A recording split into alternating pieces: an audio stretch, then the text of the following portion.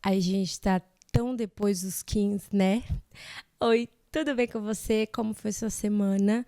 Se você perceber que a minha voz tá um pouco diferente, é que eu fiquei doente com sinusite. Até cogitei não gravar o episódio dessa semana, mas eu tenho essa mania. E se eu adio algo uma vez, a segunda vez, eu tenho um motivo ainda melhor pra adiar.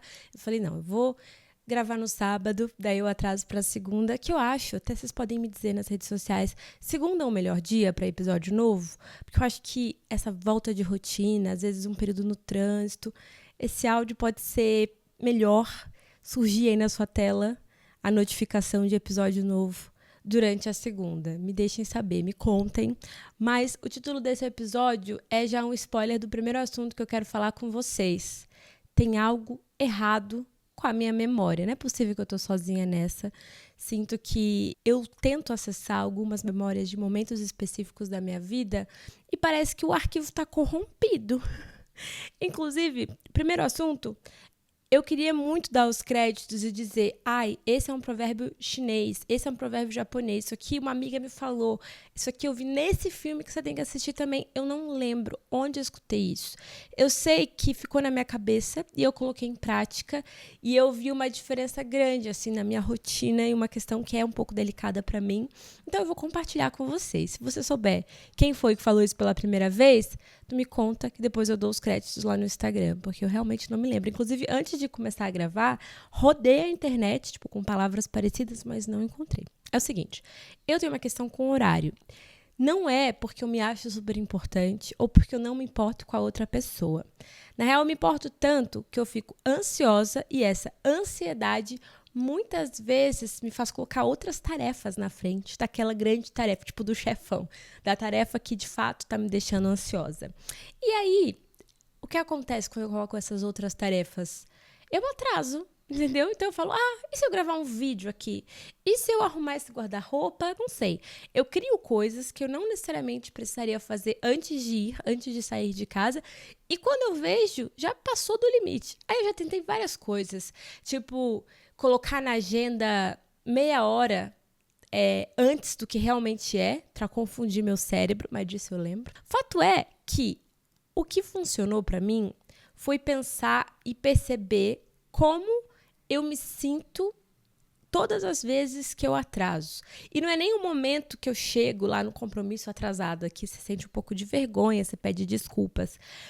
É o caminho, sabe? A sensação de estou decepcionando a pessoa. Putz, não era isso que eu queria, nunca foi a minha intenção. E mais do que estou decepcionando a pessoa, estou me decepcionando, porque eu já percebi que não é legal ser a pessoa que atrasa. Não dá pra ter orgulho de ser a pessoa que atrasa, sabe?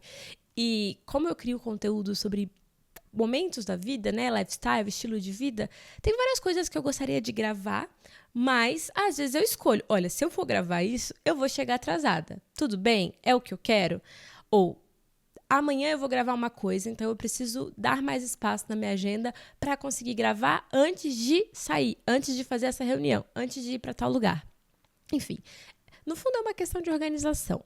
Mas o que me ajudou a priorizar essa organização foi perceber mais como eu me sinto no caminho, chegando lá antes, depois, me conhecer um pouco mais e ler essa frase. Chegue cedo o suficiente para conseguir olhar em volta. Se você chegar cedo o suficiente para conseguir olhar em volta, a primeira coisa que você vai ter é uma memória daquele lugar, daquele ambiente. Quantas vezes você já não foi num café, não foi numa reunião, não foi num prédio, e que se eu te perguntar, pô, que cor que era a casa que você foi? Que cor que era o sofá do escritório que você estava? Talvez você não lembre, porque você estava tão dentro da sua cabeça ou tão no celular que você não lembrou ou não deu tempo de olhar em volta. E aí eu comecei a tentar colocar isso em prática na minha vida. Em cada compromisso, dos compromissos profissionais até os compromissos pessoais. Do tipo, um agendamento para fazer drenagem linfática, que é uma coisa que eu faço uma vez na semana. Quase sempre eu chego, tipo, um minuto para começar a sessão. Dessa vez, né, depois que eu li essa frase, das vezes seguintes, eu comecei a chegar um pouquinho antes para aceitar a água que a moça da recepção oferece, para, não sei, reparar na música que tá tocando, para perguntar do dia da pessoa que tá ali me atendendo. Você entende o que eu tô falando? É uma diferença sutil na rotina, porque, olhar em volta é uma coisa de 10 segundos. Não é que você tem que chegar meia hora antes, porque eu sei que a rotina na vida adulta ela é corrida. É irreal eu chegar e falar, ai, cheguei uma hora antes, se programe. Gente, às vezes não dá, às vezes tem imprevistos que acontecem.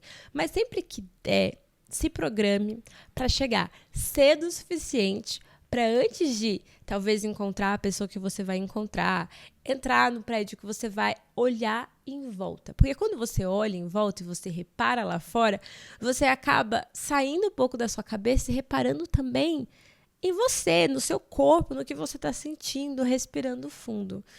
E, por exemplo, eu sou autora, eu escrevo. Toda vez que eu vou descrever um ambiente, eu penso, tá, qual foi a última vez que eu fui no café? Como eram os detalhes daquele ambiente, de tudo que tinha ali em volta?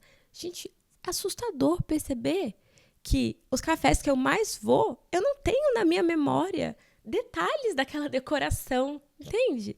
É muito mais provável que eu lembre da música que estava tocando, porque música é uma coisa que fica muito na minha memória, do cheiro daquele lugar, mas não das coisas que eu vi. E aí eu fiquei até me questionando assim, tipo, será que é porque eu enxergo mal? Eu tenho, né, hipermetropia, astigmatismo, estrabismo, e às vezes a minha lente de contato tá seca e ela não tá 100%. Eu vivo pingando colírio no olho, por isso. Enfim, então às vezes a visão não é o meu melhor sentido, tá entendendo? E aí eu me perguntei, será que é por isso? Ou será que é porque eu tô sempre atrasada? O que você acha que é? Outra coisa que tem a ver com isso, sente-se em lugares que você só passa. Que isso eu pensei porque esses dias eu estava passeando com as minhas cachorrinhas, faço esse passeio algumas vezes no dia, depois que elas comem, que tem sido uma ótima mudança, porque minha casa não tem mais cheiro de cachorro, né, de xixi e cocô. Tava esperando meu namorado, e aí eu sentei num lugar que geralmente eu só passo, atrasada, correndo, porque, tenho 15 minutos para dar a voltinha com elas. E aí eu sentei nesse lugar que eu passo todos os dias, mas que pela primeira vez eu sentei. E aí eu ia ter que esperar os 10 minutos ali pra encontrar meu namorado. Eu fiquei olhando em volta e falei, nossa, que bizarro, né? Aqui é um lugar mó bonito. É um lugar, tipo, dentro da área comum do meu prédio. É um lugar mó bonito. Tô reparando aqui nessa árvore, reparando do ângulo, olhando pra janela. Bonito esse lugar. Eu nunca tinha reparado. Não daquele ângulo e não com calma. Eu já reparei pra tirar foto, sabe? Precisava tirar uma foto, falei, aqui vai ficar um cenário legal. Mas é diferente quando você faz as coisas com calma, com tempo, sem 70 coisas na sua cabeça, entendeu? Geralmente, esses momentos de passeio com as minhas cachorrinhas são momentos bem de desligamento de problemas na minha cabeça. É um período que eu deixo o celular em casa, às vezes, e vou só com elas. E eu percebo como, quando eu volto num outro mood. Parece que meu cérebro deu uma resetada, assim, na química do que estava acontecendo ali. Então, às vezes eu brinco que elas que me levam para passear, e não eu que levo as duas. Inclusive, elas não estão aqui hoje dormindo, para quem assiste vídeo, porque elas estão já em Atibaia. Eu vou viajar semana que vem, a gente vai falar mais sobre isso daqui a pouco. Postei uma coisa ontem à noite no Twitter que viralizou, aí eu passei a manhã dando risada. Seguinte, muito mais importante do que sempre abrir a porta do carro ou mandar flores é buscar o delivery na portaria do prédio. Eu considero esse um ato de cavalheirismo, entendeu? Um ato que prova o quanto você ama a outra pessoa. Pelo menos eu valorizo muito isso. Ontem meu namorado foi buscar o japonês na portaria e aí quando ele prontamente levantou e foi, eu falei, meu Deus, eu amo esse homem. E eu percebi como esse ato, esse gesto tem um valor pra mim. Talvez porque eu seja taurina e esse momento que eu já tô com muita fome, eu não quero, né, ter que me arrumar, ter que conversar com pessoas. Eu só quero comer, entendeu? E ele facilita esse processo pra mim. Parando pra pensar, né, antigamente os homens caçavam e coletavam e matavam os bichos e traziam para as cavernas. Hoje ele tem que só ir até na portaria. Eu ri muito porque algumas pessoas concordam que essa é uma tarefa que demonstra amor. Outras pessoas, tipo, não, tem que dividir 50-50, nananã. Ainda bem que o meu boy sempre vai buscar a comida na portaria. Diz aí, você é a pessoa que busca ou você é a pessoa que pede? A gente pode dividir as tarefas assim. Eu sou sempre a pessoa que pede. A minha especialidade é encontrar as melhores comidas no Rappi, no iFood, vasculhar um por um. Eu tenho as melhores indicações de restaurante. Eu tinha até um perfil sobre isso. Vocês lembram lá no Instagram? Então, toda vez que a gente tá com vontade de comer um negócio diferente, que a gente vai pedir comida fora, meu namorado vira pra mim e fala, pede alguma coisa aí, tô com vontade de tal, tal, tal. E aí, gente, eu considero a minha missão de vida encontrar a melhor opção, seguindo aquela vontade dele. Assunto 4, álbum novo da Taylor. Quando eu gravei o último episódio, tinha acabado de sair. Eu ainda não tinha escutado com calma todas as músicas, eu ainda não tinha lido todas as teorias que as fãs criam e fanficam em relação à composição das letras. Gosto muito da Taylor porque ela sempre transforma momentos, situações em belas músicas. Você pode gostar ou não, mas acho legal ela fazer parte e se preocupar com todo o processo, desde a letra, a produção, cantar, performar, o espetáculo que é o show dela. Então, é uma cantora que eu já gosto há muitos anos, acho que desde 2012, 13, assim, que eu fui no primeiro show dela. Então, enfim, gosto muito. Mas aí, nesse último álbum, né, pra surpresa de todos, ela lançou um álbum à meia-noite e outro álbum às 2 da manhã. Louca, 31 músicas novíssimas pra gente escutar e entender e processar. Muito, foi muito. E eu sou grata por ela ser tão viciada em compor, em se expor, em criar, em fazer de momentos arte, porque a gente ganha música boa. Resumindo pra você que tá por fora, Taylor namorou por muitos anos um cara e depois que ela terminou, ela ficou com outras pessoas. Imaginava-se que esse álbum, pelo título dele, seria principalmente sobre esse relacionamento mais longo, né? Sobre o fim desse relacionamento. E no final, várias músicas nas letras, né, tem indícios de que é, na verdade, para um outro cara que ela ficou por um intervalo de tempo muito curto. Parece que ela já tinha ficado com ele no passado, mas ela ficou com ele novamente. E aí, escutando as músicas, eu pensei tanto em coisas que eu mesma vivi e falei, Taylor, eu te entendo. E eu entendo por que tu fez isso. Essa é a minha teoria. Eu posso estar enganada.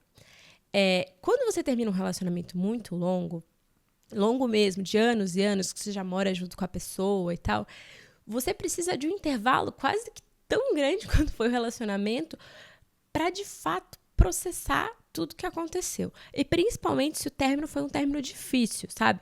Com raiva, em que as pessoas não se falam mais, em que pessoas saíram machucadas de fato, que um não respeitou o outro. E às vezes você precisa desse respiro, desse tempo, para lidar com o que aconteceu.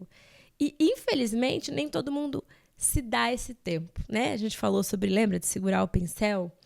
Que é o tempinho que você precisa para engatar de novo num relacionamento, viver uma nova história. Aí o que a gente faz? Primeira coisa, ligar para um contatinho antigo, que eu considero um erro, mas eu não julgo porque eu já fiz algumas vezes isso. Tipo, tu tá querendo um carinho, tu tá querendo um chamego, tu quer algo que seja confortável de certa forma. E alguém te machucou tanto que aquele rolo, que sei lá, o cara deu um ghost, o cara parece até carinho, entendeu? E aí tu vai no ponta, naquele cara, naquela menina que te machucou no passado, mas isso foi há tanto tempo que você quer meio que sentir outras dores. Eu sei que a gente faz isso e eu só consegui perceber anos depois de ter feito porque a gente tá tentando fugir do que de fato tá deixando a gente mal. E aí é muito mais fácil você projetar e você direcionar todo aquele seu sentimento, seja raiva, tristeza, luto, lembra das 5 fases do fim de um relacionamento? É muito mais fácil tu pegar todos aqueles sentimentos e projetar numa pessoa. E numa pessoa que já te conhece. Então você pula várias etapas. Você não tem que se apresentar para a pessoa.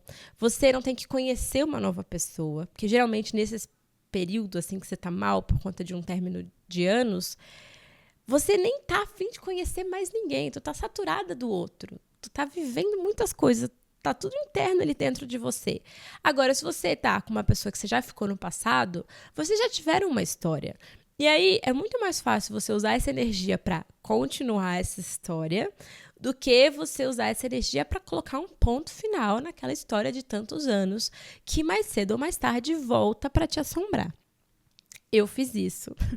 E eu fiquei com um menino que era bem mais velho que eu e que eu já sabia que a gente não ia evoluir pra nada, sabe? Eu acho que eu cheguei até a comentar sobre isso nos episódios da época do podcast, mas eu não sabia por que eu estava fazendo, eu só sabia que eu precisava fazer aquilo e que fazia sentido me envolver naquela história, mesmo sabendo que aquele era um boy lixo. E você se envolve, você, mesmo te machucando, você já tá tão machucado por outras coisas que você gosta daquele desconforto, daquela dor. Porque, por mais que aquilo esteja te machucando, lá no seu inconsciente, você sabe que aquela dor ainda é menor do que a dor que você está fugindo. E isso atrasa tantos processos.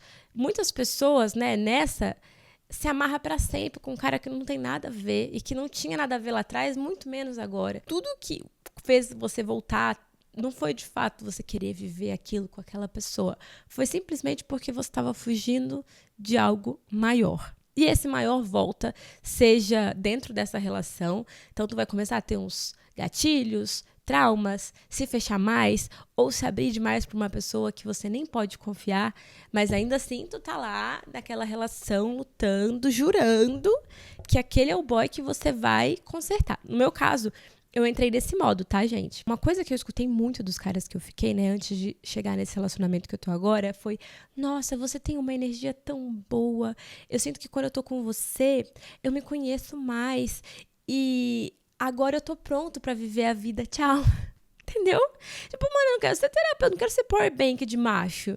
E escutar isso me fez perceber que eu não tava me curando. Eu tava usando tudo que eu sabia, tudo que eu tinha, toda a minha empatia por um cara que nem gostava de mim, entendeu? Que tava se beneficiando super da minha fragilidade, da minha vulnerabilidade naquele momento. E eu me deixei estar nessa situação. Eu jurei pra mim mesma que eu não ia mais me deixar estar nesse lugar. Tipo, pô, se eu tô mal, se tem algo difícil acontecendo, se eu tô lidando com um término ou um problema na minha vida profissional e tal, eu não vou fugir disso me enfiando num buraco ainda pior.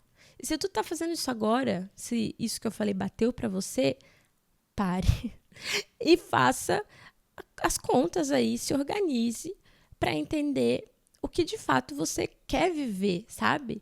Para lidar com o que você sente, para chegar onde você quer chegar, porque senão a gente se amarra em lugares que não são nossos. Enfim, essa é a minha teoria do porquê tem tanta música para esse boyzinho da Taylor. A bicha tava querendo lidar com tudo que aconteceu, mas ela precisava dessa fique para conseguir colocar para fora tudo que ela estava sentindo.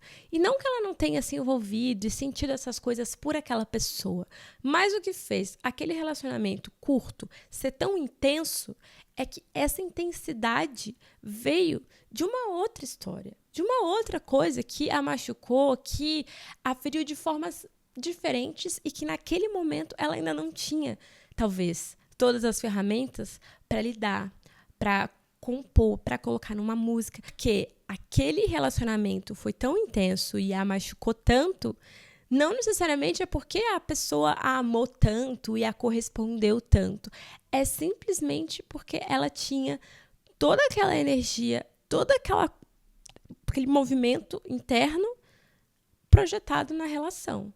Então eu espero, do fundo do meu coração, que a Taylor tenha feito isso e que esse seja o motivo de ter tanta música pra esse boy que a gente nem se importa tanto assim. Pelo menos eu faço parte do grupo de pessoas que tá muito feliz por ela estar feliz com esse boy novo. E não me pergunte nomes, eu não sei nome de ninguém, só da Taylor. Dos homens eu só lembro mais ou menos da cara, assim. Bonito, mais ou menos, feio.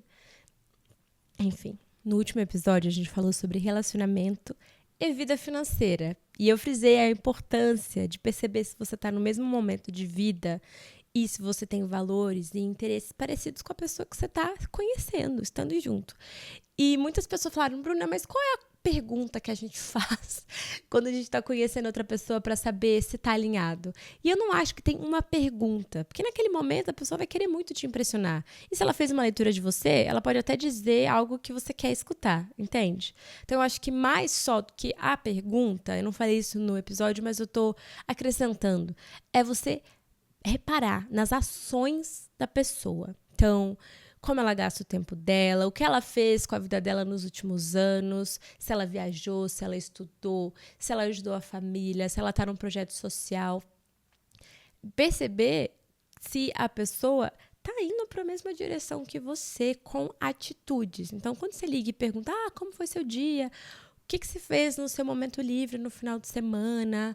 Ou, sei lá, a pessoa mora longe, rola o feed, vê o que a pessoa posta, o que a pessoa compartilha, o que é prioridade para aquela pessoa. Recebi muitos relatos de relacionamentos que acabaram porque uma das partes não tinha tanto interesse em prosperar financeiramente. E aí é frustrante porque você quer viver coisas muito legais, viajar, construir uma casa, comprar um carro. Só que, né, na realidade que a gente vive hoje, quando você consegue viver algo com alguém, você compartilha essas responsabilidades e compartilha o custo de algo. Então, você consegue conquistar mais quando você está junto com uma pessoa que agrega, que acrescenta. E, como eu disse, não tem certo ou errado. Tipo, quem vai ser mais ou menos feliz. Mas tem que entender quem te ajuda a chegar onde você quer chegar.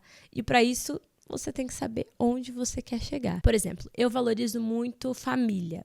Então, eu preciso estar junto com uma pessoa que tem família como prioridade tanto quanto eu. Primeiro porque eu sei que daqui a alguns anos eu vou ser família e geralmente a relação que a pessoa tem com os pais ou com as pessoas mais próximas que criaram tem um pouco a ver com a forma que ela vai estar dentro daquele relacionamento. Então, óbvio que algumas pessoas têm histórico familiar muito complicado, porque a família de fato é complicada. Mas o jeito que a pessoa lida com isso, tipo, se ela trata na terapia, se ela acompanha, se ela percebe isso, te ajuda a entender como vai ser quando você for a família. Então, isso é uma coisa que eu levo muito em consideração. E eu reparava como meu namorado ligava para a mãe toda semana e passava horas e horas contando tudo o que estava acontecendo. E eu vi ali uma transparência, uma sinceridade, uma honestidade e que, de fato, a mãe dele é a melhor amiga dele. E isso é muito legal, porque é a mesma relação que eu tenho com a minha mãe. Não é necessariamente sobre dinheiro, mas é sobre valores. E esses valores contam muito para que duas pessoas sejam felizes em diferentes momentos da vida. Para você não combinar com a pessoa só fisicamente. Para a química não ser só uma química do momento, mas ser uma química que faz com que vocês passem por fases da vida querendo algo parecido. Mais um assunto. Meu pai é uma pessoa que adora dar conselhos. Ele ama vir com uma lição de moral, de uma experiência que ele viveu quando era jovem. E eu gosto disso nele, porque eu acho legal conhecê-lo através das memórias dele e tirar uma conclusão disso e usar isso na minha própria vida. E uma coisa que ele sempre falou, que eu só levei a sério tempos depois, foi: eu odeio desculpas. Problemática essa fala. Porém, o que ele diz é: se a pessoa pede desculpa 1, 2, 3, 4 vezes pelo mesmo motivo, ela está usando a desculpa como uma desculpa para poder fazer de novo, e errar de novo e de novo. Se você perdoa a pessoa toda vez, ela fica com essa sensação de que ela pode fazer o que quiser, que é só ela te pedir desculpa do fundo do coração, que ela vai te ter de volta, ou que ela não vai te perder. Porque quando alguém te machuca, quando alguém erra com você, quando alguém te decepciona, aquilo te machuca. Mas você consegue lidar com aquilo. Tipo, se você perceber que a pessoa realmente teve consciência de que aquele ato não foi um ato legal, é muito provável que na próxima vez ela lembre daquela conversa e faça diferente, certo?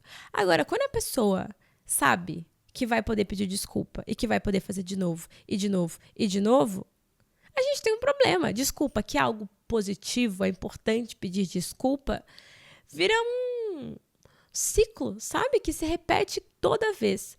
E talvez por ter esse exemplo do meu pai em casa, né? De uma pessoa que não sei se ele não fala tanto desculpa, mas ele não gosta de ouvir desculpa mais de uma vez, isso eu sei. Talvez eu tenha crescido com esse exemplo e com essa visão também de que Se eu errar, eu vou pedir desculpa, mas eu não quero ter que pedir desculpa de novo. Eu quero fazer algo a respeito. O que eu posso fazer a respeito em relação a essa atitude minha? É mudá-la ou pensar mais a próxima vez ou conversar mais antes de agir daquela forma novamente, para que eu não precise pedir desculpa, porque eu estou lidando com aquela questão. Minha intenção não era machucar a pessoa, não era errar. E eu quero não errar, ou eu quero cometer erros diferentes.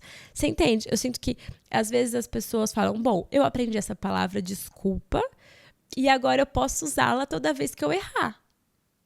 E comigo, não. Tu erra 1, 2 vezes. A terceira vez, eu já não quero ouvir sua desculpa, sabe? Eu já não acredito na sua mudança. Eu simplesmente quero distância de você. Então, essa é uma forma de pensar que muitas pessoas podem não concordar. Não sei nem se é saudável, talvez esteja aqui espalhando a toxicidade.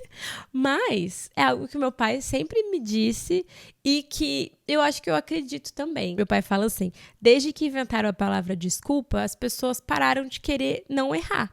Porque elas sabem que vão poder pedir desculpa. Aí eu fico pensando, será que a minha dificuldade de falar desculpa é porque eu ouvi isso a vida toda? Tem que levar isso pra terapia. Ai, gente, o episódio está chegando ao fim, mas eu posso dar uma notícia muito legal? Eu tô indo pra França, pro casamento de uma amiga, semana que vem. Daí talvez eu não consiga compartilhar um episódio novinho na próxima segunda, porque estarei viajando. Mas estarei vivendo muitas coisas legais. E coisas essas que provavelmente vão virar assunto nos próximos episódios. Você vai poder acompanhar a minha aventura no interior da França e depois em Paris. Porque, né, é impossível ir pra França e não passar em Paris. Nas minhas redes sociais, lá no Instagram, nos stories, TikTok, enfim, todas as redes sociais. Mas essa conversa profunda talvez leve um pouquinho mais de tempo pra gente ter. Mas fique feliz, porque significa que estaremos vivendo coisas novas e lidando com questões novas também. Viajar sozinho é uma ótima forma de se conhecer. Agora, viajar com amiga, viajar com namorado é uma ótima forma de entender se aquele relacionamento tem futuro, se aquela amizade funciona em diferentes ambientes. É quase um teste, porque uma vez que você sai da rotina, do seu conforto, do seu espaço, e você começa a ter que dividir espaços ou pensar numa rotina, numa agenda, num cronograma junto com outra pessoa, é aí que tu conhece aquela pessoa. Eu lembro quando eu fiz a minha primeira viagem com meu namorado, a gente foi pro Rio de Janeiro. E deu um BO tão grande no lugar que a gente alugou, no Airbnb. Não sei. Eu só sei que ele lidou com tudo de uma forma tão calma, tão serena, tão tranquila, que eu não estava acostumada com isso, sabe? Tipo, eu já tive namorados que a pessoa ia surtar, descontar em mim, se fechar e ficar bravo e acabar com a viagem inteira. E aí eu vi meu namorado tranquilo, tipo, abriu uma cervejinha com o cara que tava lá arrumando e ficou conversando. Eu falei, cara, esse cara tem um negócio, tô gostando dele. Isso é diferente. Isso é diferente do padrão que eu reconheço da figura masculina na minha vida. E eu gosto disso. É isso que eu quero. E ó, tamo aí até hoje. Gente, uma coisa muito engraçada. Eu fui reassistir um vlog, um dos últimos vlogs que eu postei no canal, na época que eu fazia mais daily vlogs. E tem um vídeo meu e da Ana na janela. Passa alguém sem camisa na rua. E eu tô gravando, né? Aí eu falo, nossa, olha esse vizinho que gato sem camisa. E a gente começa a especular, tipo, nossa, quem será? Tal, será que ele mora aqui? E aí eu falo, quero conhecer a vizinhança. Menina. Tá vendo? A gente tem que jogar as coisas pro universo. Jogar as coisas pro universo que a gente atrai. É isso. Que loucura, né? Minha vida às vezes parece um filme. Eu fico assustada. Às vezes filme de terror, às vezes romance, suspense. Bom é que a gente vai roteirizando tudo. Essa trend que rolou na internet esses tempos aí, semana passada ou retrasada, da garota falando que tudo que tá acontecendo é porque os roteiristas da série da vida dela planejaram. Então, tipo, ela tá num ônibus sem gente, sem outras pessoas. Aí ela fala, gente, a verba tá baixíssima, nem contrataram figuração dessa vez. Eu me diverti muito com esses vídeos, eu vi vários, né? Virou uma trend, aí várias pessoas gravaram. E eu até comentei isso na minha aula de roteiro. Comecei a fazer um curso com amigos de roteiro, né, para audiovisual. E para entender mais como roteirizar um projeto. Muito legal. Eu gosto de estudar, tava morrendo de saudade de estudar. Nós fizemos remoto, mas a aula dessa semana foi presencial. Aí eu contei isso pra eles se divertiram. Me fascina essa capacidade de rir das situações, de brincar com coisa séria, de levar a vida um pouco mais leve, assim. Às vezes a gente quer tanto ser o protagonista da nossa história que a gente esquece que os coadjuvantes fazem toda a diferença para a nossa história fazer sentido. Então, eu acredito real na romantização de tudo que acontece, porque eu sinto que é ali que a gente encontra o prazer, mas é muito importante você buscar ter e estar perto de pessoas que te ajudam a viver a sua história, a contar a sua história da melhor forma possível. Não estou falando se rodear apenas de pessoas que concordam com você, ou que te protegem de tudo, ou que concordam com tudo que você pensa, tudo que você faz. É importante você conviver com pessoas que te desafiam, que pensam diferente, que têm personalidade diferente, que te fazem crescer de alguma forma. Mas é importante que essas pessoas te respeitem também, porque é aí que a gente sabe que, mesmo sendo diferente, quem você é bem-vindo naquela história, naquela rotina, naquela relação. Se você tá me escutando, não sei se você teve a oportunidade de ver, mas eu visitei o set da série Bridgerton lá em Londres em 2022, há 2 anos, e eu guardei todo esse conteúdo. Detalhes dessa visita em segredo, porque o conteúdo estava embargado, mas essa semana a Netflix liberou, então eu postei todos os episódios, foram 5 episódios do dia da experiência surreal que eles criaram lá para jornalistas e influenciadores.